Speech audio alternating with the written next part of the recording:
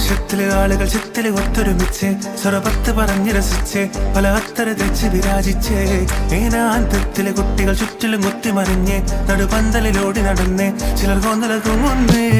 നാരി പുതുനാരി നാണം കൊണ്ട് കുണുങ്ങി സാരി കാഞ്ചിപുരം ഉടുത്തൊരുങ്ങി മാനക്കാരിൽ വരുന്നതും ഹാരവും തരുന്നതും ഓർത്ത് കരളില് കുളിരിറങ്ങി.